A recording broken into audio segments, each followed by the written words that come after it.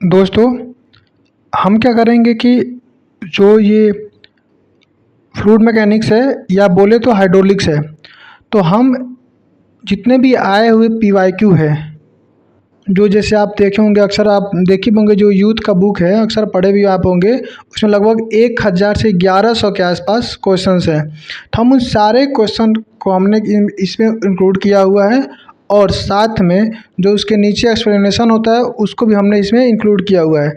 तो ये first video है, और इसके साथ ही हम एक ही वीडियो आपके देते जाएंगे, और सब में हम सारे क्वेश्चंस को एक एक करके कवर करते चलेंगे। ठीक है, तो मैं ना ज़्यादा ना कम, एग्ज़ाम ओरिएंटेड है ये। आप इसको पढ़ लेंगे तो एक फ्लूइड मैकेनिक्स में अच्छा खासा आपको कॉन्फिडेंस आएगा और अच्छा खासा क्वेश्चन को अटेम्प्ट कर पाओगे।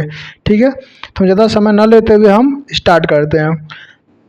तो सबसे पहला देखिए, सबसे पहले क्या है, कंटिन्यूटी इक्वेशन। तो कंटिन्यूटी इक्वेशन में इतना समझ लीजिए कि ये बोलता है कि जब पाइप का डाया अलग अलग होता है, तो जब अलग अलग आप सेक्शन लोगे, मान लो कि ये पाइप का डाया हो गया, अगर एक सेक्शन यहाँ लोगे एक सेक्शन यहाँ लोगे, तो दोनों सेक्शन ए और सेक्शन बी पर हमेशा ही डिस्चार्ज बराबर होता है। क्योंकि अगर यहाँ पे एरिया A1 है और यहाँ पे एरिया A2 है, अगर एरिया मान A1 ज़्यादा हो गया तो यहाँ का B1 कम हो जाएगा। ठीक है, B1 क्या हो जाएगा, कम हो जाएगा, और यहाँ का A2 अगर कम है तो B1 ज़्यादा हो जाएगा। तो इस तरह से B1 और A1 आपस में इन्वर्सली हो करके, और ये यहाँ का Q और यहाँ का Q को बराबर किए रखते हैं, यही इक्वेशन बनता है, और इसी को बोलते हैं कंटिन्यूटी इक्वेशन A1 B1 बराबर A2 B2। यह बात हमने आपको समझाया और अच्छे तरह से आपको समझ में भी आई होगी। ठीक है, हम इस तरह से आपको समझाते हुए निकलेंगे। ठीक है, तो A1 B1 बराबर A2 B2 is based on principle of conservation of mass. अगर क्वेश्चन पूछ ले कि किस प्रिंसिपल पे काम करता है, तो आप बताएंगे कंजर्वेशन ऑफ मास। मतलब वही बात हुआ ना कि जो सेक्शन ए पे मास था वही सेक्शन बी पर भी मास रहेगा। अब ये देखिए, फॉर पाइप मतलब ये है कि आपको रेनॉल्ड नंबर दे देगा। ठीक है, और वो पूछेगा कि बताओ ये कौन सा फ्लो है। आप फ्लो जब पढ़े होंगे तो आप पढ़े होंगे ट्रांजिशन फ्लो, लेमिनार फ्लो, फिर टर्बुलेंट फ्लो, तरह तरह का आपने एक बार पढ़ाई की होगी फ्लूइड का कभी डिप्लोमा में, तो आपने देखा होगा कि तरह तरह का आप लोग पढ़े होंगे। तो ये रेनॉल्ड नंबर देकर के फ्लो का टाइप पूछता है। तो देखिए, फिलहाल हम पाइप के लिए बात कर रहे हैं। हम पाइप, चैनल और सॉइल, ये तीन वेरी वेरी इंपॉर्टेंट होते हैं। ठीक है, तो ये नाम याद रखिए। क्वेश्चन को पढ़ते समय आप ध्यान रख दीजिएगा कि आप सॉइल पूछ रहा है या चैनल पूछ रहा है या पाइप पूछ रहा है। उस हिसाब से आपको रेनॉल्ड नंबर पे ध्यान देना और फिर आपको बताना है कि कौन सा फ्लो होगा। तो यहाँ पे पाइप के लिए हम बात करें तो अगर रेनॉल्ड नंबर 2000 से कम होता है तो उसे बोलते हैं लेमिनार फ्लो। ठीक है, और अगर 2000 से 4000 के बीच में होता है तो इसे बोलते हैं ट्रांजिशन फ्लो। इसको हम काट देंगे, यहाँ लिख देंगे क्या, ट्रांजिशन फ्लो। ठीक है, आपको ये बात समझ में आई होगी। ठीक, और अगर 4000 से ऊपर चला जाता है तो ये क्या होता है, टर्बुलेंट फ्लो। ये फ्लो क्या होते हैं हम आगे आपको बता दूंगा। आप पूरे वीडियोज़ को देखेंगे तो सारे टर्म को मैं एक एक करके क्लियर करता चला जाऊंगा। ठीक है, हम पोथी नहीं पढ़ रहे हैं, हम एग्ज़ाम ओरिएंटेड पॉइंट पढ़ रहे हैं। ठीक है, अभी आप देख सकते हो यहाँ पे फिगर में दिख भी रहा है, यहाँ पे भी देख लीजिए। लेमिनार फ्लो ऐसे सीधे सीधे रहता है। क्रिटिकल में एक क्रिटिकल ट्रांजिशन रहेगा, ट्रांजिशन में ऐसे थोड़ा बहुत हलचल देखने को मिलता है, और टर्बुलेंट में पूरी तरह से हलचल देखने को मिलता है। ये चीज़ें आपको समझ में आई होगी। अब मैं आपको आगे लेके चलता हूँ। देखिए, एक चीज़ होता है फ्रिक्शन से होने वाली लॉस। ठीक है, तो फ्रिक्शन से होने वाली लॉस की हम बात करें तो यहाँ पे फ्रिक्शन से होने वाली लॉस की मैं बात कर रहा हूँ, और फ्रिक्शन से होने वाली लॉस को हम मेजर लॉस में काउंट करते हैं। जब मैं अभी आगे आपको लॉस बताऊँगा तो वहाँ पे आपको मैं बताऊँगा कि लॉस दो प्रकार का होता है, एक माइनर लॉस, एक मेजर लॉस। तो मेजर लॉस में फ्रिक्शन लॉस आता है जब पाइप की लेंथ लंबी हो जाती है। क्वेश्चन बोलेगा कि जब पाइप की लेंथ ज़्यादा लंबी हो जाए, बहुत लंबी हो जाती है, तो वहाँ पे कौन सा जो लॉस है वो प्रभावित होता है, मतलब प्रभाव दिखाता है अपना। तो आप बोलोगे कौन सा, कि फ्रिक्शन लॉस ज़्यादा वहाँ पे इफेक्टिव हो जाता है।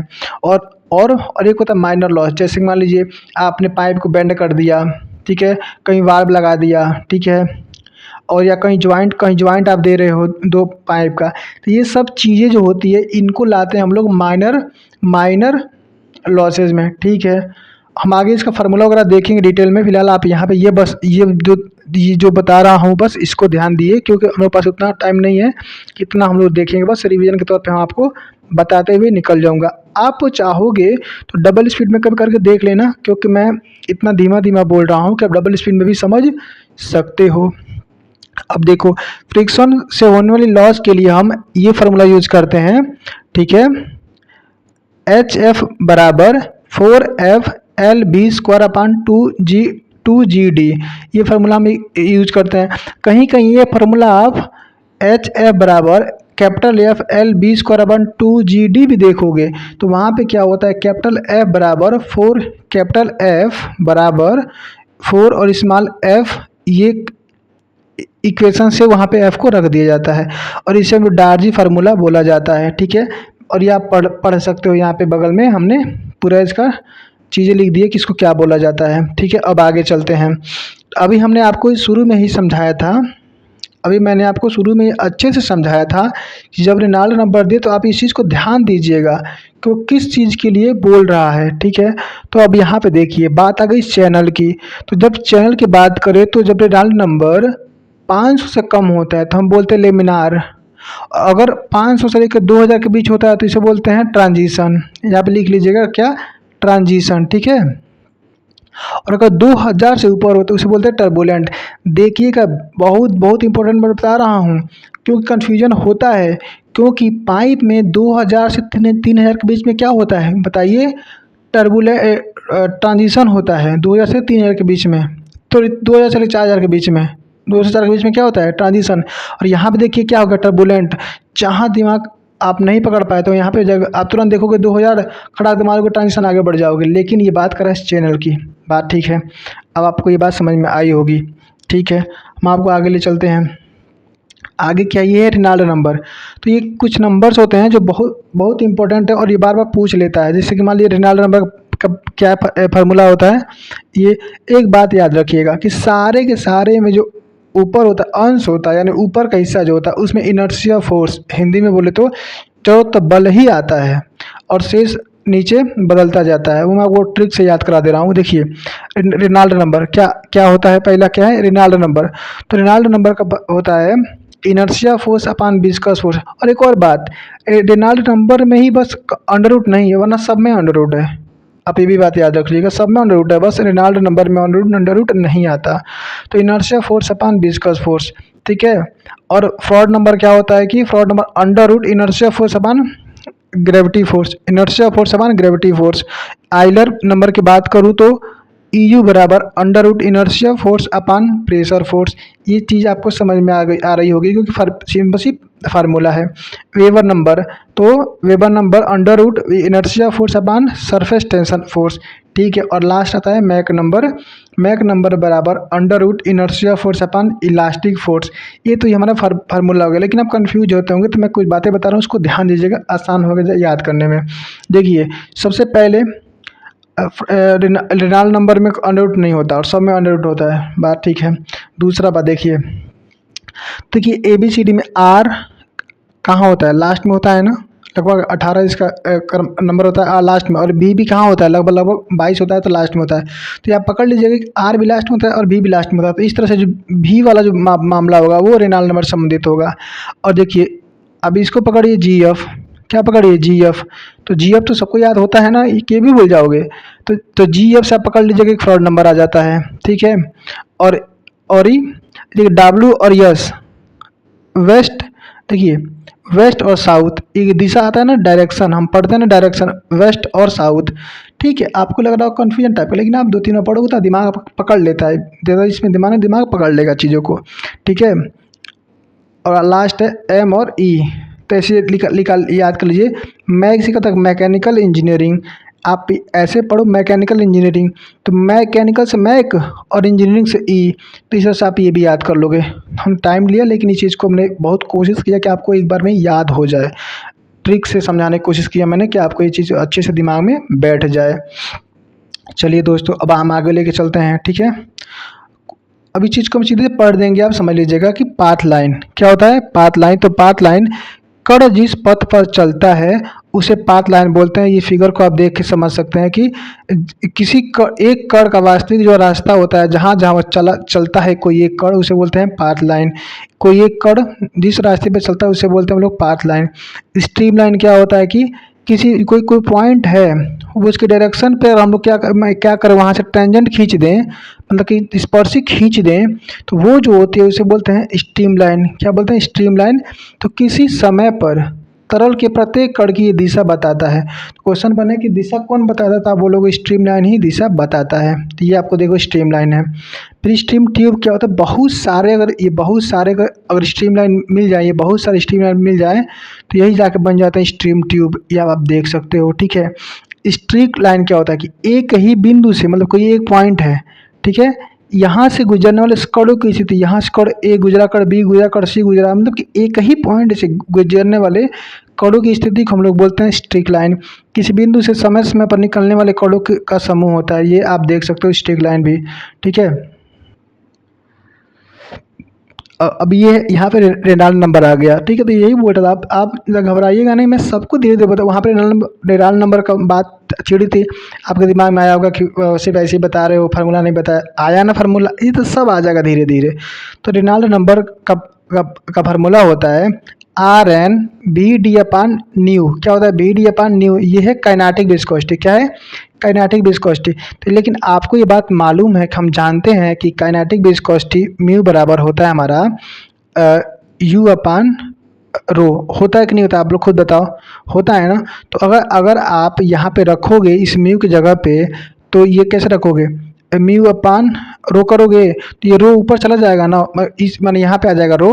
तो इस तरह से क्या हो जाएगा? रो BD/म्यू। और ये तो हटा दो, ये चीज़ को 2 बार हो गया है, तो ये फार्मूला 2 हो गया ना कि RN बराबर BD/न्यू या फिर रो BD/म्यू। यानी ये हो गया डायनामिक विस्कोसिटी, हो गया काइनेटिक विस्कोसिटी, ठीक है। ये बात भी आपको समझ में आ गई हो। ये देखिए कुछ सबसोनिक फ्लो, तो वन लाइनर फॉर्म में याद कर लीजिए इसको ऐसे ही कि फ्लो में एरिया का मान बढ़ता है तो वेलोसिटी का मान कम होता है। क्यों? आपको मैंने बताया तो था ना अभी, ये कंटिन्यूटी इक्वेशन इतना डिटेल में समझाया था कि एरिया घटेगा तो बी का मान बढ़ेगा, बी घटेगा तो यू का, मतलब ए का मान मैं उल्टा पुल्टा होता है, कुल मिला समझ लीजिए। अब देखिए इन पैरेलल, तो यहाँ पे ये जो दिखाया हूँ मैं, ये दिखाया हूँ, जब भी मैं आपको आगे बताऊँगा, यहाँ भी समझ लीजिए इन शॉर्ट में कि जो पाइप होता है ना, जो पाइप होता है, इनको जोड़ने के 2 तरीके होते हैं। या तो हम ऐसे कर लें, इसको इसके आगे जोड़ दें, इसके आगे जोड़ दें, तो इसे बोलते हैं हम लोग सीरीज। क्या बोलते हैं? Series connection. या फिर हम इसके पैरेलल में जोड़ दें, तो इसको बोलते हैं पैरेलल कनेक्शन। तो ये 2 तरह के कनेक्शंस होते हैं, ये आप याद रखिएगा। अब बात ये है कि यहाँ का ये जो बात पैरेलल और सीरीज की आ गई, तो इसमें क्वेश्चन क्या पूछता है, तो मैं बताता हूँ क्वेश्चन क्या पूछता है। वो ये पूछता है कि पैरेलल में क्या समान होता है, तो आप याद रखना। हाँ, तो ये क्या करता है कि ये पूछ लेता है कि पैरेलल में क्या समान होगा। तो आप याद रखना कि पैरेलल में H समान होता है। क्या होता है कि पैरेलल में दोनों का हेड समान होता है और Q डिफरेंट होता है, और सीरीज में दोनों का Q बराबर होता है। इसका भी और इसका, देखो 2 पॉइंट जुड़ा है ना, तो दोनों का Q समान होता है, लेकिन यहाँ पे H भिन्न होता है। तो फिर आप ये याद कैसे होगा, कन्फ्यूजन ना हो जाए। तो मैं एक वर्ड बताऊंगा, बस उस वर्ड को बस एक वर्ड याद रखना, पी एच वैल्यू पढ़े हो ना बायोलॉजी में, कहीं भी पढ़ते हैं लोग पीएच। तो पी से पैरेलल और एच से हेड। तो पैरेलल में हेड क्या होता है? समान होता है। और जब ये पैरेलल में हेड समान होता है तो इसके उल्टा आप निकाल लेना कि सीरीज में क्यू समान होता होगा। बात समझ में आई? हाँ, ये देख रहे हो, ये वही बात है, यहाँ पे हमने लिख दिया है कि जो वो क्या होता है कि एच समान होता है किस में? पी मतलब पी एच बोले थे ना हम, तो पी मतलब पैरेलल और एच मतलब समान, मतलब कि एच समान होता है, तो पैरेलल में एच समान होता है। तो फिर उस एच को निकालने का तरीका क्या होता है? तो हमने ये फार्मूला आपको ऊपर भी बताया था कि डार्सी का इक्वेशन होता है 4FL_2 तो इससे हम लोग एच का वैल्यू निकाल सकते हैं। और इन सीरीज में क्यू समान होता है, हमने अभी ऊपर ही इस बात को समझाया, मतलब कि 2 बार हमने लिख दिया है, ठीक है, कोई बात नहीं। इस चीज़ को मैंने आपको बहुत अच्छे से समझाया। बस पी एच याद रखिएगा, पी एच पैरेलल में एच समान होता है अब यहाँ सब उल्टा बोलिए कि सीरीज में Q समान होता है, ठीक है। अब देखिए एक वर्ड आता है कि घर्षण गुणांक क्या होता है, तो आप टू टाउ नॉट रो भी स्क्वायर, ये इसको बोलते हैं हम लोग क्या, घर्षण गुणांक, ठीक है। टाउ क्या होता है, टाउ नॉट का दीवार पर शियर स्ट्रेस को ये होता है टाउ नॉट। अब देखिए एक ये क्या, आप जब हम पढ़ेंगे ना कि जब आप हम लोग पढ़ते हैं ओपन चैनल फ्लो वगैरह वगैरह पढ़ोगे, तो वहाँ आपको एक देखने को मिलता है, ये एनर्जी का फार्मूला है, बहुत अच्छा फार्मूला है, क्वेश्चन बहुत अच्छा पूछ लेता है, और या ये डायरेक्ट फार्मूला ही पूछ लेता है। तो आप याद रखना कि y2 minus Y one upon y2 minus Y one का होल क्यूब बटा 4y1 y2, ठीक है।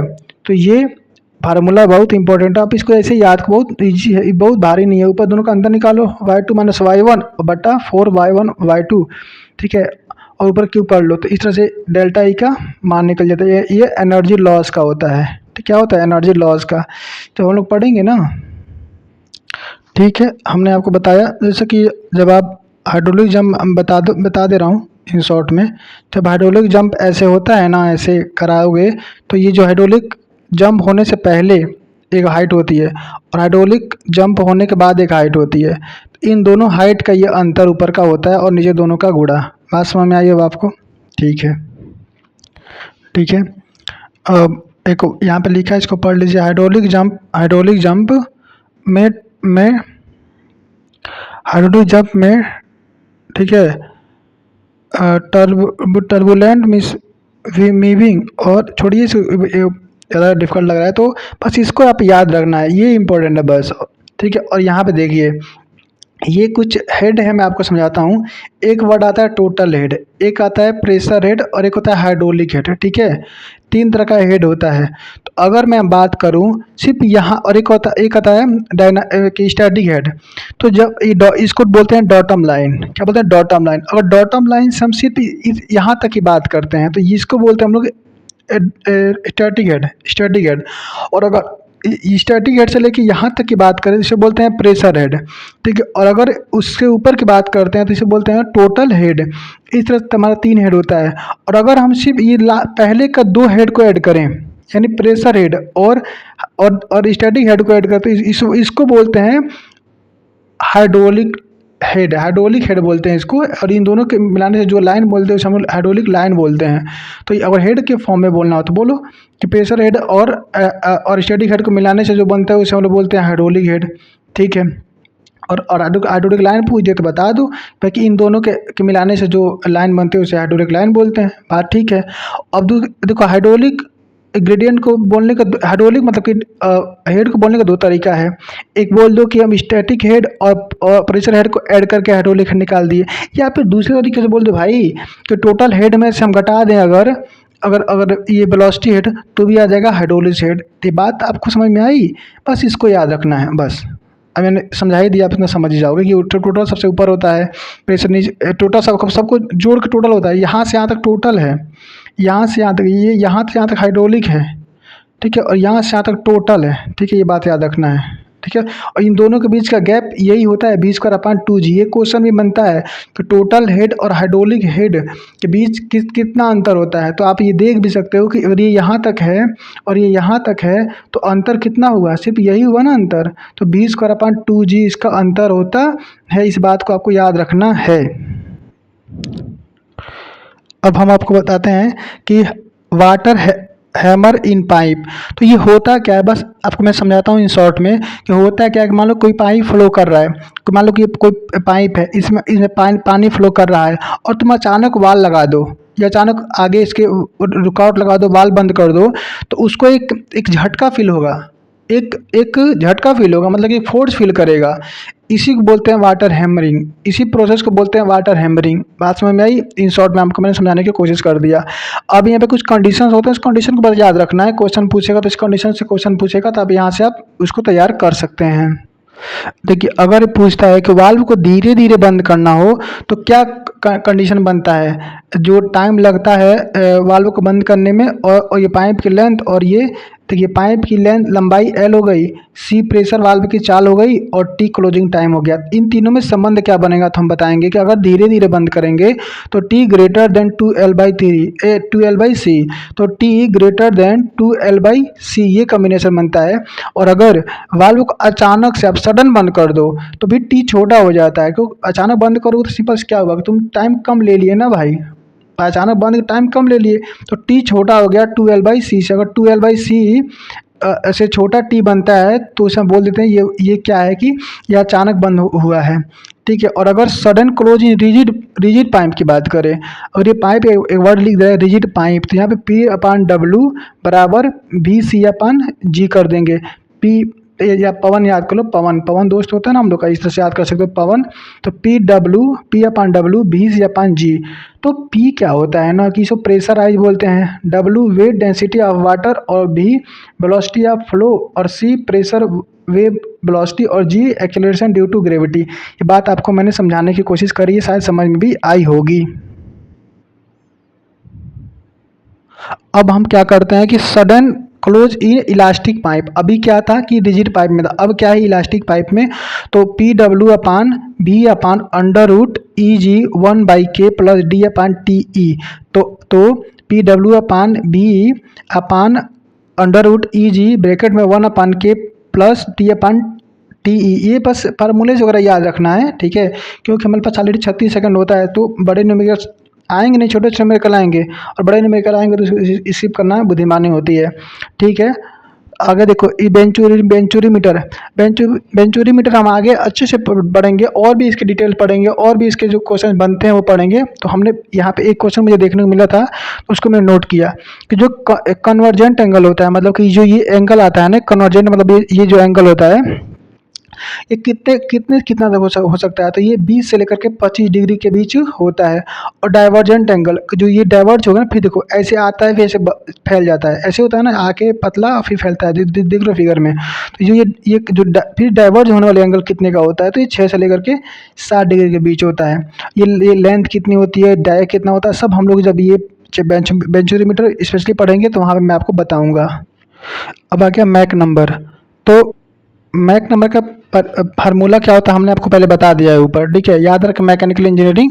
तो under root inertia force upon क्या हो जाएगा, inertia force upon E elastic होगा ना, क्योंकि मैकेनिकल इंजीनियरिंग मैंने आपको बताया था ट्रिक।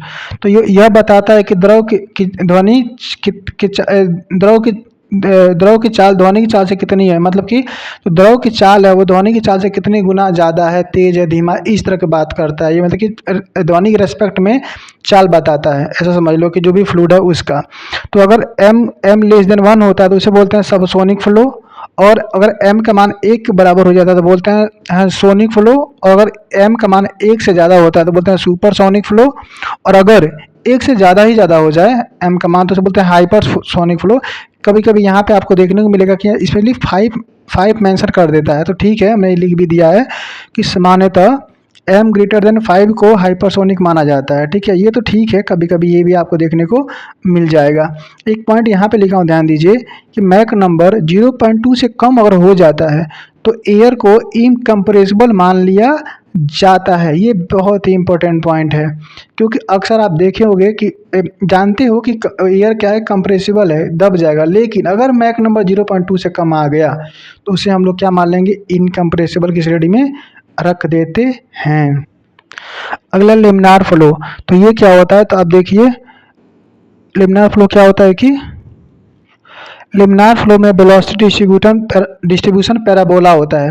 तो ये बात याद रखना है कि ये हम बात कर रहे हैं पाइप की, आप देख रहे हो ना पाइप ही बनाए हैं, ऊपर भी है नीचे भी है, बाउंड्री है तो पाइप है, और चैनल वगैरह में बाउंड्री तो एक ही तरफ होता है ना, नीचे बस, नाली वगैरह तो नीचे बस सरफेस होता है ना, ऊपर थोड़ा सरफेस होता है। तो यहाँ पे आप ऊपर भी देख रहे हैं नीचे भी देख रहे हैं, मतलब ये हमने पाइप बनाया है। तो लिमिनार फ्लो यानी पाइप में लिमिनार फ्लो की बात कर रहा हूँ, डिस्ट्रीब्यूशन पैराबोला होता है, सेंटर पर वेलोसिटी मैक्सिमम होती है, आप फिगर में देख भी रहे हो यहाँ पे भी मैक्सिमम हमने लिखा है, क्यों होता है समझा दे रहा हूँ, अभी आपको टाइम तो लगेगा लेकिन समझा दे रहा हूँ क्यों ऐसा होता है। फिर वाल पर वेलोसिटी मिनिमम होती है, लगभग 0 हो जाती है, और जो R बराबर 0.29 R, जो पूरी डाया जो है, डाया का तुम 30% निकालोगे, लगभग 30% हुआ ना इसका मतलब, 30% निकालोगे तो वहाँ पे जो है ना कि लोकल वेलोसिटी और एवरेज वेलोसिटी बराबर हो जाती है। तो क्वेश्चन पूछ लेता है ये कि लोकल वेलोसिटी और एवरेज वेलोसिटी कहाँ पे बराबर होती है, तो आप बोलोगे कि R के जो पूरा R है उसका 30% पे जाकर के बराबर हो जाता है। तो क्यों ऐसा होता है देखो, क्योंकि यहाँ पे क्या होता है ना कि फ्रिक्शन फोर्स लगता है और यहाँ फ्रिक्शन फोर्स लगता है, तो वेलोसिटी कम रहती है, तो फिर ये इसको रोकता है, फिर ये ऐसे करते करते जब दूर होते जाता है ना तो उसके उस पर फ्रिक्शन फोर्स का प्रभाव कम होता जाता है। तो इस तरह से बीच में आने के बाद ना सबसे कम हो जाता है, इधर से भी कम हो जाता है फ्रिक्शन फोर्स और इधर से भी कम हो जाता है, तो इसलिए ये वाली वेलोसिटी बहुत तेज़ होती है। ये बात हमने आपको इन शॉर्ट में समझा दिया। मेजर लॉस, अगला क्या है, मेजर लॉस, लंबी पाइप में लॉस के कारण फ्रिक्शन होता है, इसे मेजर लॉस कहते हैं। मैंने आपको ये बहुत बढ़िया से समझाया था किसके पहले, ठीक है। यह लॉस पूरे पाइप की लेंथ में होता है, ठीक है। Darcy friction law FD use करने पर, अब देखो अब इसको निकालते कैसे हैं, तो देखो ये देखो HF बराबर HD LB²/2GD, देख रहे हो यहाँ पे नॉर्मल वाला है। अगर हम यहाँ पे ये वाला फॉर्मूला लिखना चाहते हैं, ये भी दोनों सही है, लेकिन यहाँ पे यहाँ पे डार्सी फैक्टर है, ठीक है, और यहाँ पे आता है फेनिन फ्रिक्शन फैक्टर होता है FF, तो HF बराबर 4FF/LB²/2GD होता है, ठीक है। FF बोलते हैं फेनिन फ्रिक्शन फैक्टर। एंड अभी इस दोनों में रिलेशन क्या होता है ऊपर हमने आपको समझाया था, ज़्यादा समय नहीं लेंगे, बहुत टाइम लग जाएगा इस तरह से। अगला देखो फ्लो चार्ट, तो ये देख लो कि पाइप फ्लो में लॉसेज दो तरह की होती है, मेजर लॉस और माइनर लॉस, ठीक है। अब ये देखो इन दोनों में रिलेशन क्या होता है, हमने आपको अभी बताया था कि 4D बराबर 4FD बराबर 4FF, डार्सी फैक्टर बराबर 4 इंटू फेनिन फैक्टर ये होता है, इसलिए फेनिन फैक्टर के फार्मूला में 4 आ जाता है। अब ऊपर बता दिया हूँ। अब देखो माइनर लॉस क्या होता है समझाया था, लेकिन यहाँ भी एक बार आप देखो, माइनर लॉस लोकल डिस्टर्बेंस और पाइप हीटिंग के कारण होता है। जैसे कौन कौन से डिस्टर्बेंस होता है भाई, तो बेंड कर दिए तुम पाइप को, वाल्व बीच में लगा दिए, तुम पाइप को फैला दिए, फैलाने से भी होता है। देखो क्या होता है मैं समझा रहा हूँ, जब पाइप फैलती है ना तो वहाँ पे ईडिज बनता है, क्या बनता है, भंवरें बनती है, और वही भंवरें हमारे जो डिस्चार्ज वगैरह को प्रभावित कर देती है, ये बात रखना। और वही इसलिए वहाँ पे लॉस देखने को मिलता है। और कंट्रैक्शन में भी, अब तो फिर सोचोगे कंट्रैक्शन बढ़ता होगा, नहीं, वहाँ भी कंट्रैक्शन में भी प्रॉब्लम होती है। मतलब तुम सोचो कि एक्सपेंशन में प्रॉब्लम होती है फिर कंट्रैक्शन में फ़ायदा होता है, नहीं भाई, दोनों ही केस में प्रॉब्लम ही होती है, ठीक है। बढ़ाओ या घटाओ, ठीक है, बेंड करो, एक्सपेंशन करो, वाल्व तुम लगा दो या कॉन्ट्रैक्ट कर दो, पेन पतला कर दो, तो भी प्रॉब्लम देखने को मिल जाती है। यहाँ भी ईडीज का ही रीजन है, यहाँ भी ईडीज रीजन है ऐसा होने का। अब हाइड्रोलिक ग्रेडियंट लाइन हमने आपको बच्चे समझाया था भाई इस चीज़ को, हाइड्रोलिक ग्रेडियंट लाइन प्रवाह की दिशा में नीचे गिरती जाती है। तो ये बस याद रखना है कि प्रवाह की दिशा में ये नीचे गिरती जाती है। क्वेश्चन बनता है कि नीचे जब जैसे भी फ्लो आगे बढ़ता जाए, देखो ये है ना, मैंने दिखाया फ्लो, और ये भी दिखाया आपको, ये ग्रेडियंट लाइन नीचे की तरफ गिर रहा है ना, ये पूछा गया क्वेश्चन है, तो मैंने इंक्लूड किया है यहाँ पे कि बढ़ती है, घटती है, बराबर रहती है, क्या होती है। तो आपको दिख रहा होगा फ्लो के डायरेक्शन में जाने पे हाइड्रोलिक ग्रेडियंट घट रही है, ठीक है, क्योंकि प्रेशर हेड और टोटल हेड नीचे धीरे धीरे कम होते जाते हैं, ठीक है। अगर देखो कंट्रक्शन इन पाइप, तो जब पाइप में संकुचन होता है तो फ्लो एरिया कम होता है और वेलोसिटी बढ़ जाती है, तो चीज़ें ठीक है। पर ये पूछा गया है क्वेश्चन, ये भी है कि जब पाइप को कंट्रैक्ट कर दिया है तो एरिया पे क्या प्रभाव पड़ेगा, वेलोसिटी पे क्या प्रभाव पड़ेगा, तो चीज़ें, तो ये कंटिन्यूटी इक्वेशन से आप निकाल सकते हो, A1 B1 बराबर A2 B2 से। ये इन शॉर्ट में हमने आपको दे दिया नीचे पूरा उसका, जो भी हमने अब तक पढ़ा उसको आप क्विक रिवीजन भी यहाँ से कर सकते हैं आप, ठीक है। अब है सडन एक्सपेंशन, अब देखो बताया था ना, अब देखो जब पाइप का एरिया अचानक बढ़ जाता है तो एनर्जी लॉस देखने को मिलती है। ये देख रहे हो, जब ये इतना आ रहा था, अब अचानक ये इतना चौड़ा हो गया, तो यहाँ पे क्या बन गई, भंवर बन गया और वही ईडीज बन गया दोनों तरफ, तो ये लॉस करवाती हैं, ठीक है। ये हो गया तुम्हारा सडन एक्सपेंशन की वजह से फार्मूला बनता है, वो देखो HE मतलब एक्सपेंशन की वजह से हाइड्रोलिक हेड लॉस बराबर V1 माइनस V2 का स्क्वायर अपॉन 2G। तो आप ये जानते हो ना कि ये होता है ना, V²/2G होता है, नॉर्मल सी बात है, ये नॉर्मल फार्मूला होता है V²/2G। तो इसी में लोग थोड़ा बहुत करेक्शन करेंगे और बनाते जाएंगे। तो यहाँ पे दोनों को V1 माइनस V2 कर दो, एक यहाँ पे V1 होगा और यहाँ पे V2 होगा, तो दोनों का अंतर करके स्क्वायर करके 2G कर दो, तो निकल जाएगा तुम्हारा ये फार्मूला बन जाएगा। अगला है सडन कंट्रैक्शन, अचानक संकुचन में क्या करोगे, तब संकुचन होगा तो भाई चीज़ें घटेगी, से दिमाग लगा, मैं याद करवा रहा हूँ, घटेगी तो यहाँ पे एक की जगह पे आधा कर दिए, बी स्क्वायर बाय 2g होता है तो यहाँ पे आधा कर दिए, तो एच सी बराबर 0.5 बी स्क्वायर अपॉन 2g। ठीक है, जब पाइप का एरिया अचानक कम होता है तो एनर्जी लॉस होता है, इसमें भी लॉस होता है और इसमें भी लॉस होता है। मैंने आपको दोनों बताया था, अभी पहले बताया था ना कि दोनों ही केस में प्रॉब्लम ही देखने को मिलती है। अब देखो बेंड या डायरेक्शन चेंज लॉस, ठीक है, बेंड करो या डायरेक्शन चेंज कर दो, इन केस में भी क्या होती है कि आपको लॉस देखने को मिलती है। तो इस केस में जो बी स्क्वायर अपॉन 2g हम नॉर्मल फार्मूला जानते हैं, उसमें के से गुणा करा दो, तो h बराबर के बी स्क्वायर अपॉन 2g। तो जो के होता है ना वो अगर 90 डिग्री पे घूम रहा है ना, ये 90 डिग्री, तो के का मान 1 हो जाता है। ये मैं याद करा दे रहा हूँ, याद कर लो वैसे ही कि अगर 90 डिग्री पे तुम मोड़ रहे हो पाइप को, तो वहाँ पे के का वैल्यू 1 हो जाता है। ये बात याद रखना, अगर पूछ लिया कभी तो ये बात याद रखिएगा। अगला लेमिनार फ्लो, तो अगर हम क्या एफ का मान निकालना चाहते हैं और लेमिनार फ्लो दिया है, या दूसरी भाषा में बोल दिए तो आर ई का मान 2000 से कम दिया है, क्योंकि हमने पहले ही बताया था ना कि पाइप में अगर ऐसा होता है तो फिर 2000 से कम होने पर लाल नंबर इतना होता है तो उसे लेमिनार फ्लो बोलते हैं।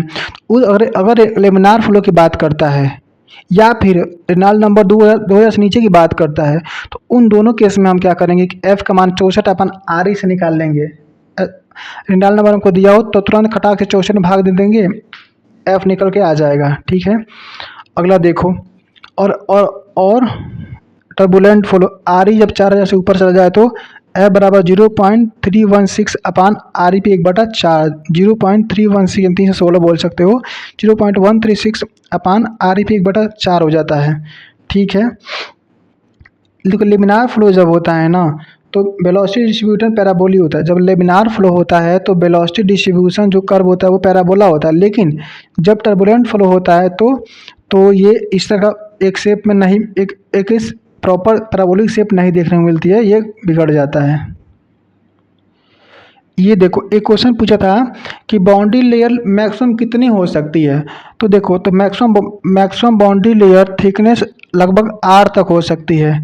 बाउंड्री लेयर जानते हो क्या होता है, मैं बताऊं कि बाउंड्री लेयर उस लेयर को बोलते हैं ना कि जहाँ तक जो फ्लो होता है ना लेमिनार फ्लो में, लेमिनार फ्लो में अगर फ्लो करता है ऐसे तो उसकी बाउंड्री लेयर बोला जाता है। तो वो मैक्सिमम कितना तक हो सकता है, कितना तक हो सकता है, तो वो ये जो पाइप है इसके डाया नहीं मेरे तक, हाँ डाया, ठीक है, अरे सॉरी माफ करना, रेडियस तक हो सकती है। कितना, मैक्सिमम बाउंड्री लेयर थिकनेस लगभग आर तक हो सकता है, या ऐसे याद रखो इस चीज़ को। अगला है कोलेब्रुक इक्वेशन, तो ये होता है 1/√HF 1.14 माइनस 2 लॉग ब्रैकेट में के एस अपान D plus 9.35 R E √F bracket बंद। ये क्वेश्चन लंबा है ना, ये क्वेश्चन ये पूछता है कि ये यूज किसके लिए करते हैं, तो आपको ये याद रखना है कि हम इसमें एफ निकाल सकते हैं, इससे फ्रिक्शन हम निकालने के लिए यूज करते हैं इस वाले फार्मूले को। अब देखो ये हमने आपको पहले ही बताया था, एक बार फिर देखो क्वेश्चन बार बार आया हुआ तो इसलिए कई बार इसमें लिख दिया गया है। लेमिनार फ्लो में आर मतलब वही 0.29 आर या 0.3 भी लिख देता है कभी कभी, पर लोकल वेलोसिटी और एवरेज वेलोसिटी बराबर हो जाता है। इस फिगर में भी आप देख लो, ठीक है, यहाँ भी हमने लिख दिया है, आप चीज़ को देख सकते हो। ठीक है, बी लोकल बराबर बी एवरेज। ठीक है, चलो लॉस एक बार फिर देखो, लॉस दो प्रकार का होता है, मेजर लॉस, माइनर लॉस। तो मेजर लॉस फ्रिक्शन की वजह से होता है, और माइनर लोकल लॉस भी बोलते हैं इसको, जो due to friction between pipe and pipe wall. ठीक है, और ये minor loss due to local disturbance and pipe fitting. तो ये कौन सा डिस्टर्बेंस हो सकते हैं भाई, तो बैंड हो सकते हैं, वाल्व हो सकता है, एक्सपेंशन हो सकता है और कंट्रैक्शन हो सकता है। ये हमने आपको इन शॉर्ट में लॉस के बारे में भी बता दिया। हाँ, और देखो इन शॉर्ट देखो इसको आप समरी के तौर पे रिवीजन कर लेना। लेमिनार फ्लो होता बोलते हैं जब 2000 से कम हो, वेलोसिटी डिस्ट्रीब्यूशन कर्व पैराबोलिक होता है पाइप में, सेंटर पे क्या होता है कि वेलोसिटी मैक्सिमम होती है और वाल पे वेलोसिटी जीरो लगभग बहुत कम या जीरो होती है, और लोकल वेलोसिटी और एवरेज वेलोसिटी बराबर होता है 30% आर के। ये आप रिवीजन भी कर लेना इन शॉर्ट में जल्दी। अब ये देखो मूडी इक्वेशन, अगर मूडी इक्वेशन पूछे किस लिए यूज होता है, मतलब कि होता क्या, याद कर हो पाए तो कर लेना, नहीं हो पाए तो बस एक बार पढ़ लो, अगर आ गया कहीं भूले भटके तो सही हो पाए। एफ बराबर 1.321 1325 यानी F बराबर 1.325, F बराबर 1.325 बट्टा ब्रैकेट में लॉग ब्रैकेट बंद E अपान 3.7D प्लस 5.74 बट्टा R E पे 0.9 ब्रैकेट बंद ब्रैकेट का होल स्क्वायर। इसका प्रयोग फ्रिक्शन फैक्टर निकालने के लिए किया जाता है। ये क्वेश्चन पूछा गया कि मोडी इक्वेशन का यूज क्यों करते हो, तो ये आपको याद रखना है कि फ्रिक्शन फैक्टर एफ का वैल्यू निकालने के लिए करते हैं। ये आप इसमें भी देख सकते हो फार्मूला में भी। ठीक है, आगे क्या है, तो आगे ये है कि इसका प्रयोग हो गया। बाउंड्री लेयर सेपरेशन क्या होता है, तो बाउंड्री लेयर के अलग होने का मुख्य कारण पॉजिटिव प्रेशर ग्रेडियंट है। ये क्वेश्चन पूछा गया तो आप वन लाइनर फॉर्म में इसको याद रख लेना कि बाउंड्री लेयर के अलग होने का मुख्य कारण पॉजिटिव प्रेशर ग्रेडियंट होता है। अगर देखो कंटिन्यूटी इक्वेशन, तो जो फ्लो कंटिन्यूटी इक्वेशन को फॉलो करता है उसे कंटिन्यूटी इक्वेशन कंटिन्यू फ्लो बोलते हैं। लेमिनार फ्लो बाउंड्री लेयर के लगभग ये 0.3 होना चाहिए। 0.3 आर पर दूरी पर लोकल वेलोसिटी और एवरेज वेलोसिटी बराबर होती है। कई बार आ चुका है, हमने समझा दिया। ब्लफ बॉडी क्या होता है, अभी ये चीज़ को याद रखो।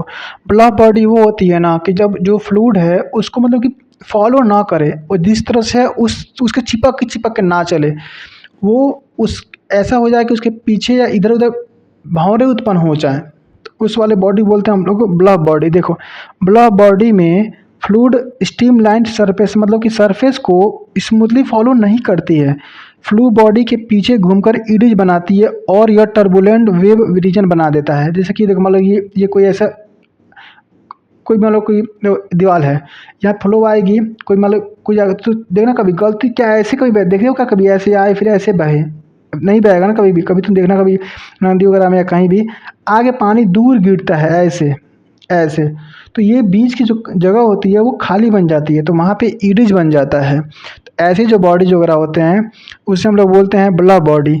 लेकिन इसके उल्टा एक आता है स्ट्रीमलाइन बॉडी, उसको फॉलो करती है। उसमें जैसे मान लो मैं तुमको समझाने के लिए बता दूं, मान लो ऐसे कोई चीज़ है, ऐसे कोई चीज़ है, अब यहाँ पे तुम पानी गिराते हो तो ध्यान दो, ये पानी इसको फॉलो करते हुए जाएगा ऐसे ऐसे, मान चिपक के फॉलो करते हुए ऐसे निकलेगा। समझ पा रहे हो मैं जो बोल रहा हूँ, इन्हें फॉलो करके ऐसे ऐसे जाएगा। तो यहाँ पे तुमको नहीं देखने को मिलेगा इस तरह से बीच बीच से खाली बन रहा था, तो इस वाले को बोलते हैं स्ट्रीम लाइन और इसको बोलते हैं ब्लफ बॉडी। ठीक, अब चेजी इक्वेशन क्या होता है, तो चेजी इक्वेशन चेजी इक्वेशन तो अब अलग है। बी का CGMI होता है ना, ये होता है ना, तो ये जो होता है इसको चेजी कोफिशिएंट बोलते हैं। क्या बोलते हैं, चेजी कोफिशिएंट।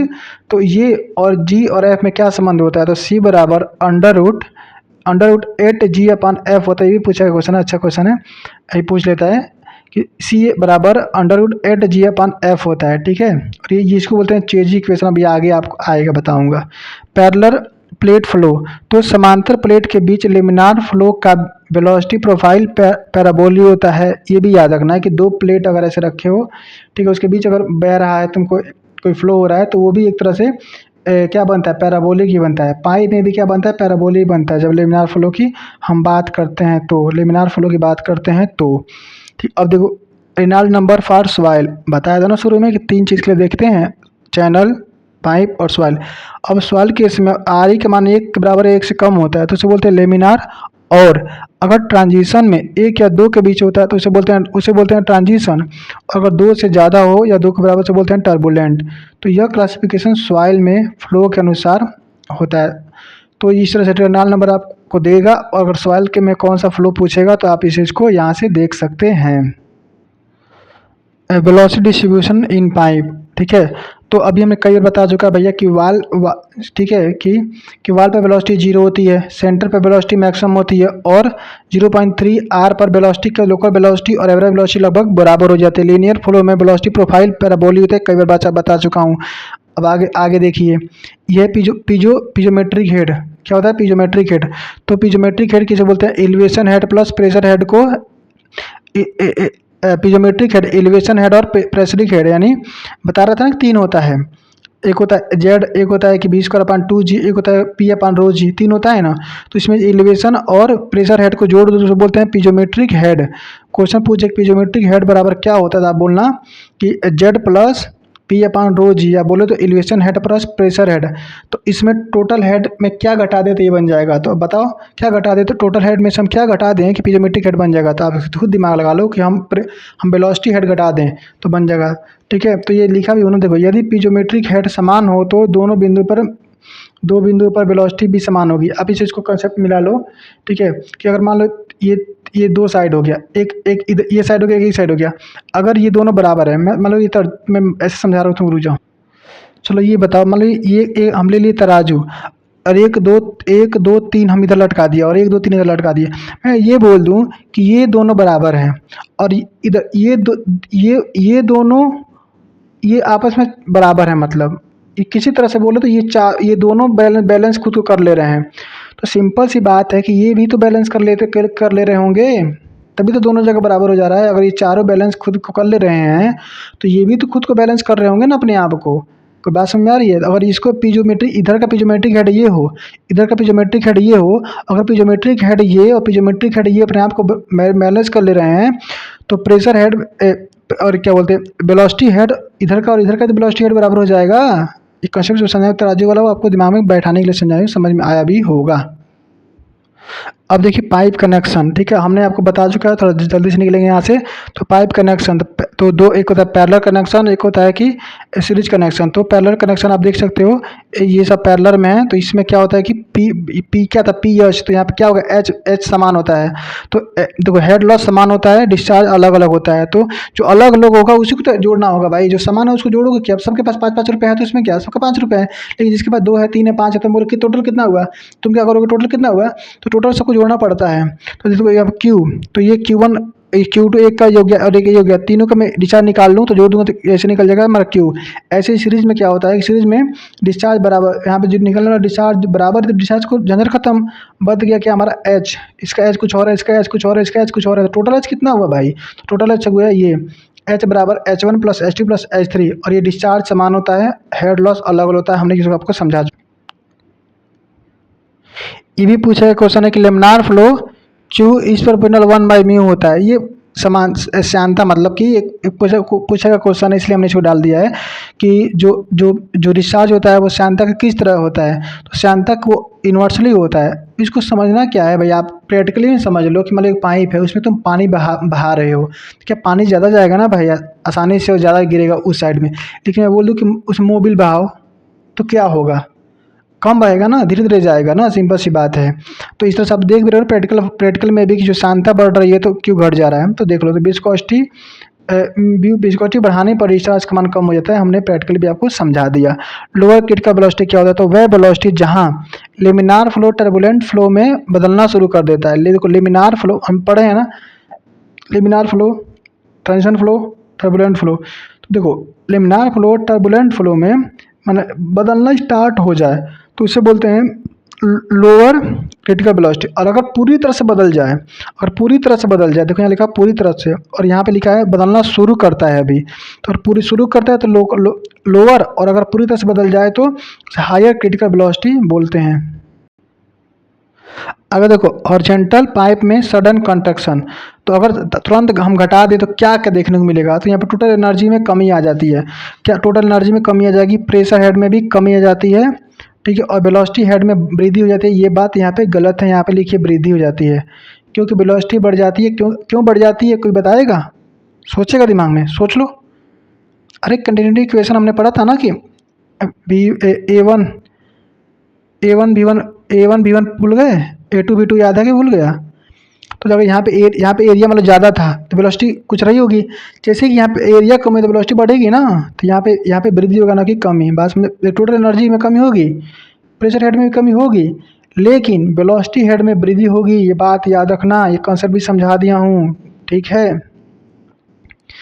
एक समान व्यास वाली पाइप में विस्कस फ्लो हो रहा हो तो फ्रिक्शन लॉस ऐसे निकालोगे, F बराबर 16/RE। अगर एक समान व्यास वाली पाइप में विस्कस फ्लो, ये बात है देखो, विस्कस फ्लो हो रहा हो तो एफ फ्रिक्शन लॉस निकालोगे, एफ बराबर 16/RE से यर रिलेशन लेमिनार विस्कस फ्लो के लिए उपयोगी होता है। ठीक है, अब आगे देखो, kinetic kinetic energy correction factor, ये वैल्यू पूछता है। ठीक है, तो जब प्रवाह वेग वितरण समान नहीं होता, देखो अगर अगर डायग्राम जो बना रहे हैं वो एक समान बनता है, मतलब कि नीचे से ऊपर तक एक जैसे ही है, तो कोई दिक्कत नहीं है, हम कुछ नहीं छेड़छाड़ नहीं करेंगे भाई, सबको समान दे दे तो प्रॉब्लम क्या है। लेकिन अगर अगर डिस्ट्रीब्यूशन सही नहीं हुआ, मतलब एक समान नहीं हुआ, ठीक है, तो हम वहाँ पे लगाते हैं काइनेटिक एनर्जी फैक्टर। ठीक है, कॉन्सेप्ट समझ में आया? देखो मैं देहाती या प्रैक्टिकली तोड़ रहा हूँ इधर उधर बात भाषा लेकर के, आपको ताकि आपको समझ में आ जाए कि मैं क्या कहना है, इसका कॉन्सेप्ट क्या है। अब देखो, जब प्रवाह वेग वितरण समान नहीं होगा, पता है ना, समान नहीं होगा, तब वास्तविक गतिज ऊर्जा और औसत गतिज ऊर्जा के अंतर को बताने के लिए इस फैक्टर का प्रयोग किया जाता है।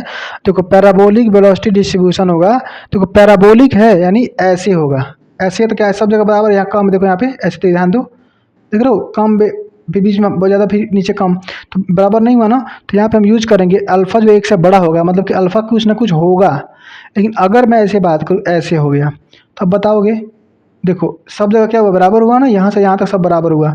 इस केस में रेक्टेंगुलर वेलोसिटी डिस्ट्रीब्यूशन में अगर बात करें तो अल्फ़ा एक के बराबर हो जाता है, मतलब हम कोई भी नहीं लगाते एनर्जी काइनेटिक एनर्जी फैक्टर, क्योंकि ऑलरेडी सब बराबर है, और इसमें अलग था तो हमने लगाया था। चलो ये भी देख लो, क्वेश्चन पूछ लेता है कि लॉन्ग पाइप कौन है, शॉर्ट पाइप कौन है।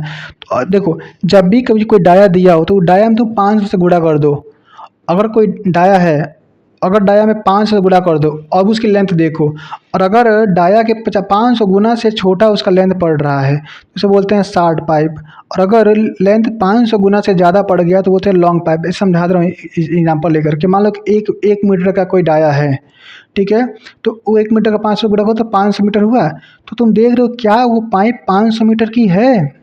अगर पाइप 500 मीटर से छोटी है तो बोलोगे शॉर्ट पाइप, और अगर 500 मीटर से ज़्यादा हुई तो बोलोगे लॉन्ग पाइप।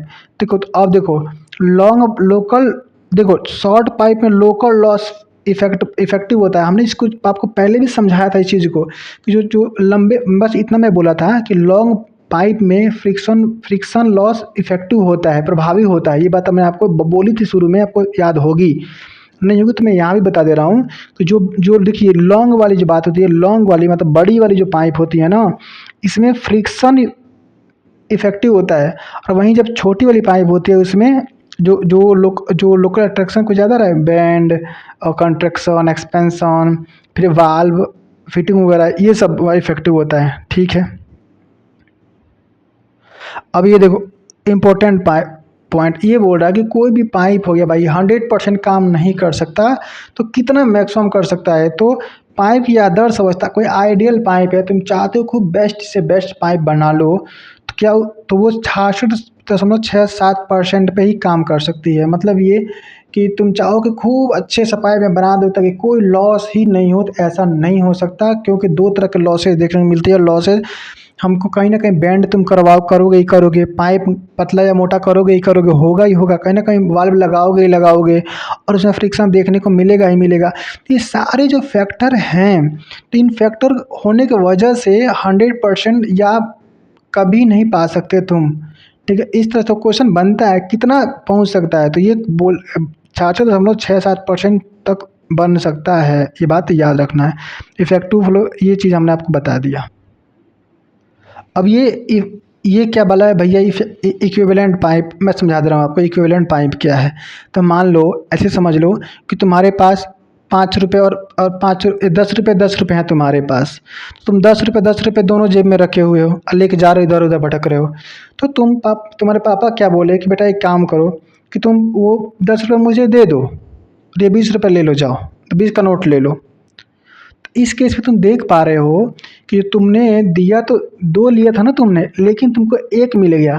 लेकिन ये बात याद रखना है, एक होना तो चाहिए, लेकिन जो जो वैल्यू है वो भी कम नहीं होनी चाहिए। अब ऐसा नहीं कि पापा तुम्हारा दो नोट लेकर के और एक के चक्कर में फिर तुमको एक ही 10 का नोट दे दें, ऐसा नहीं हो सकता। फिर उसका वैल्यू भी उतना ही होना चाहिए जितना तुम्हारे पास था। ठीक है, तो तुम 20 रुपये तुम्हारे पास था, तो पापा 20 रुपये का वापस नोट दिए हैं, तो हो तो एक हो तो गया एक, लेकिन अभी भी वैल्यू उसका 20 रुपया ही है। ये कंसेप्ट समझ में आया? अब समझ में आएगा इक्विवेलेंट पाइप क्या होती है। देखो, जिन पाइप को जोड़कर एक इक्विवेलेंट, देखो जिन पाइप को जोड़ करके कई पाइप, मान लो है ये एक पाइप, 2 पाइप, 3 पाइप, 4 पाइप, कई पाइप हैं। तुम जो कई पाइप है, तुम चाहते हो कि हटाओ इसे, हटाओ सबको, हम एक पाइप लगाना चाहते हैं। तो ये एक पाइप ये बना है ना, इसी को बोलते हैं इक्विवेलेंट पाइप, इसी को बोलते हैं इक्विवेलेंट पाइप। ये कंसेप्ट वो मैंने समझाया एक प्रैक्टिकल लेकर के एग्जाम्पल, आपको उस एग्जाम्पल से भी समझ में आ गया होगा। ठीक है, पाइप और अब देखो, पाइप द्वारा मैक्सिमम शक्ति और ट्रांसमिट होती है जब तक फ्रिक्शन लॉस टोटल हेड का 1/3 हो। ये भी एक क्वेश्चन। अब ये चीज़ देख लो, हेड लॉस और डिस्चार्ज सेम होना चाहिए। जिन पाइप को जोड़कर एक इक्विवेलेंट पाइप बनाया जा रहा है, उनका हेड लॉस और डिस्चार्ज सेम होना चाहिए।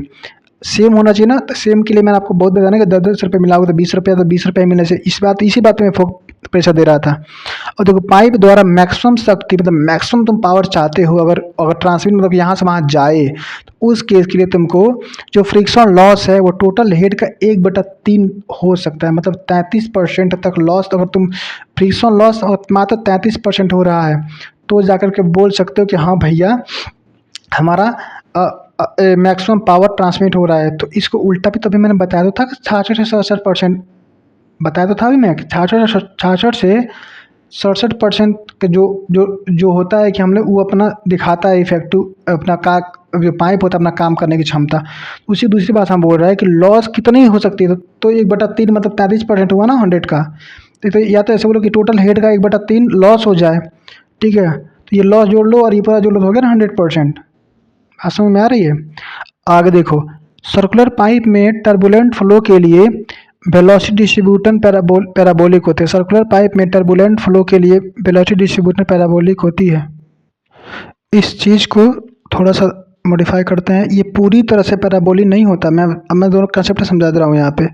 होता क्या है ना कि जब हम लेमिनार फ्लो की बात करते हैं तो ये पूरी तरह से ऐसे बनता है, तो एकदम प्रॉपर पैराबोलिक बनता है। लेकिन वही जब टर्बुलेंट फ्लो की बात करते हैं तो वो ऐसे फ्लैट बनता है, ऐसे फ्लैट बनता है। तो इस कंसेप्ट को समझाते हैं यहाँ पे, इस चीज़ को ज़्यादा ध्यान न देना, क्वेश्चन को समझ आएगा तो ये कंसेप्ट समझा दो। इस बात को आप नोट याद रखना कि ये फ्लैट होता है टर्बुलेंट वाला, और ये ऐसे ही पैराबोलिक होता है किसका, लेमिनार फ्लो के लिए। ठीक है, अब देखो, हाइड्रोलिक ग्रेडियंट लाइन यानी SGL and total energy line, इस चीज़ को आपको मैंने बताया भाई अच्छे से। जब पाइप का एरिया इंक्रीज होता है तो जब पाइप एरिया इंक्रीज होता है, मतलब कि कोई पाइप ऐसे जा रहा था अब ऐसे हो गया, तो क्या होगा। तो यहाँ पे देखोगे तो यहाँ पे वेलोसिटी कम होगी, वेलोसिटी क्या होगी, कम होगी, होगी ना कम।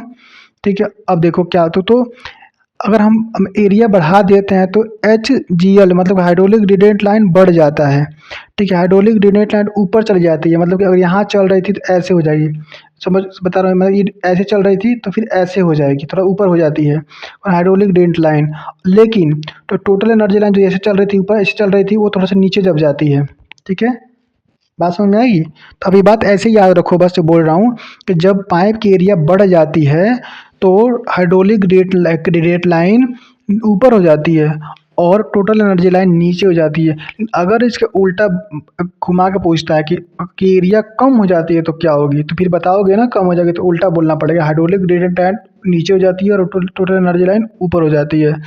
ठीक है, अब हाइड्रोलिक ग्रेडियंट लाइन क्या होता है कि अब मैंने आपको बता चुका है कई बार, H/P/ρg, और टोटल एनर्जी लाइन की बात करें तो Z+P/ρg + V²/2g होता है। ठीक है, हाइड्रोलिकली स्मूथ पाइप कब बोलते हैं, तो जब,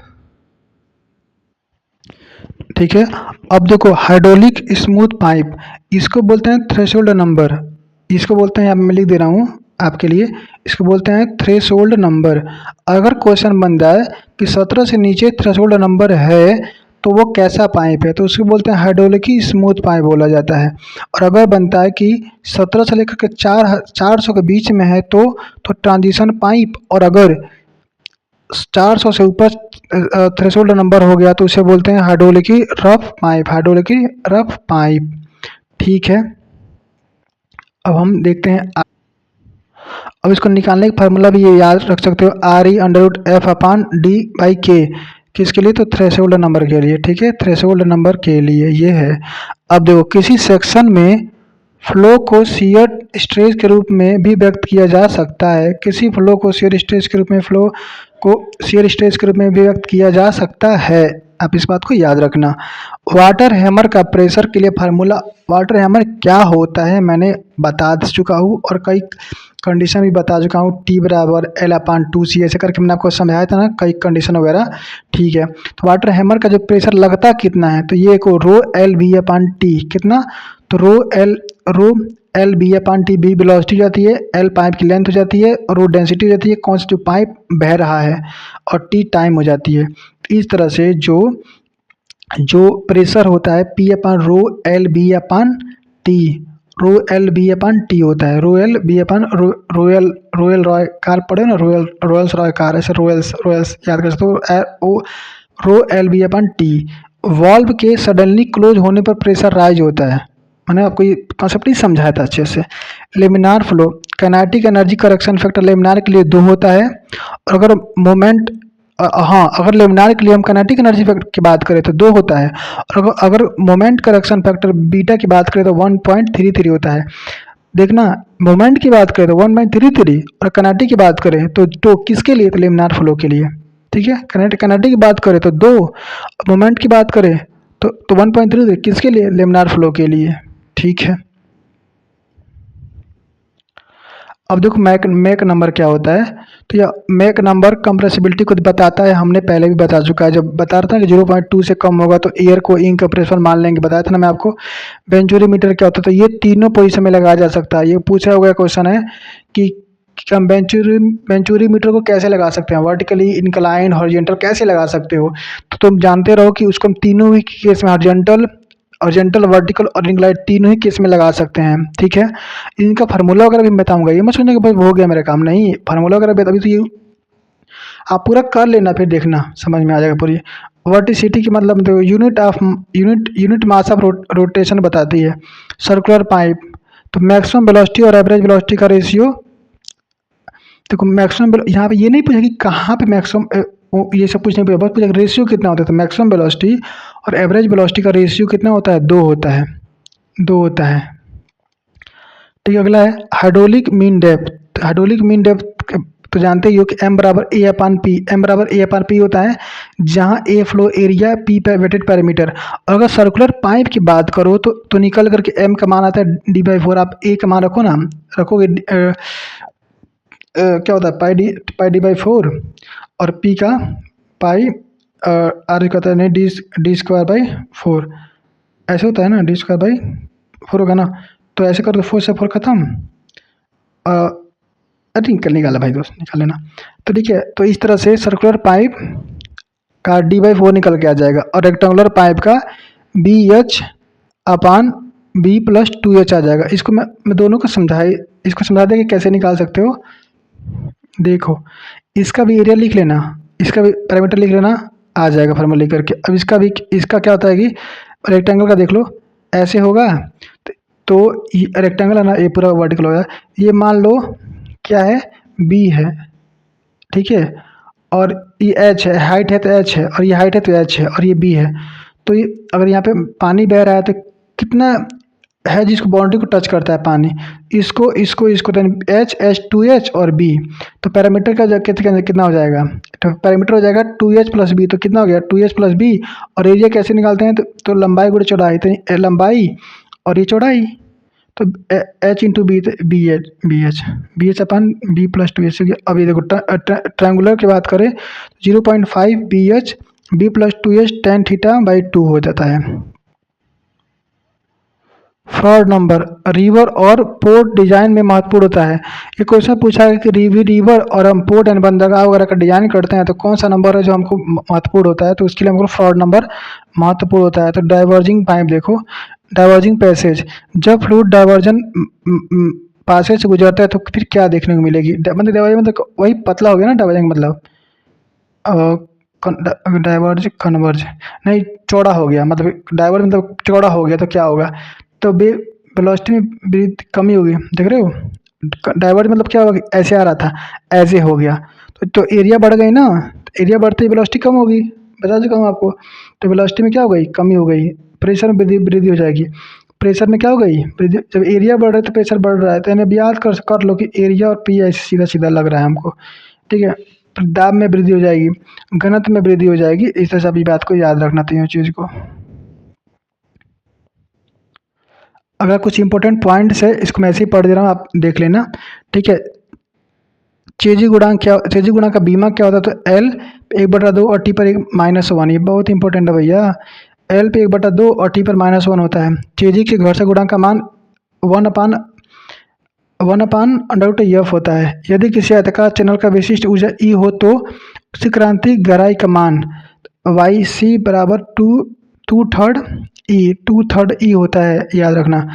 जब चैनल की तली पर प्रवाह की दिशा में ऊपर उठा दिया जाए तो यह प्रतिकूल ढाल कहलाता है, प्रतिकूल ढाल कहलाता है, ठीक है। बेंचोमीटर में कंठ के 2/3 भाग पर मैक्सिमम वेलोसिटी होती है। हाइड्रोलिक छलांग मतलब हाइड्रोलिक जंप की ऊंचाई क्रमागत गहराई सीक्वेंट डेप्थ से भिन्न होती है। पारा पारा और ठोस सतह के मध्य कोर एंड कांटेक्ट एंगल 90 से अधिक होती है। मैनोमीटर का उपयोग कम दाब के सतही माप के लिए किया जाता है, ठीक। तो मैनोमीटर का कब प्रयोग करते हैं, जब कम दाब मापना हो, कम दाब के माप के लिए करते हैं। यह गैस प्रवाह की गति कम रखी जाती है ताकि घनत्व लगभग स्थिर रहे। वह क्षेत्र जिसमें वेग का मुक्त प्रवाह वेग स्ट्रीम तक बदलता है बाउंड्री लेयर कहलाता है, ठीक है। माउथ पीस मीटर का प्रयोग खुले चैनल के प्रवाह के मापन में किया जाता है। तो माउथ पीस मीटर का प्रयोग खुले चैनल प्रवाह के मापन में नहीं किया जाता है। अंत में आगे थोड़ा सा थक गया हूँ तो थोड़ा सा बस पढ़ दिया इस चीज़ को, इम्पोर्टेंट को मैं समझा ही दिया। आगे मैं आपको और भी वीडियो लाऊंगा जिसमें ऐसे ही पूछे गए क्वेश्चंस को और कॉन्सेप्ट को मैं आपको बताने की पूरी कोशिश करूँगा। दोस्तों अगर आपको अच्छा लगा हो, तो आपको लग रहा हो कि एक लाइक वीडियो लाइक है तो एक लाइक कर दीजिएगा और सब्सक्राइब भी कर दीजिएगा।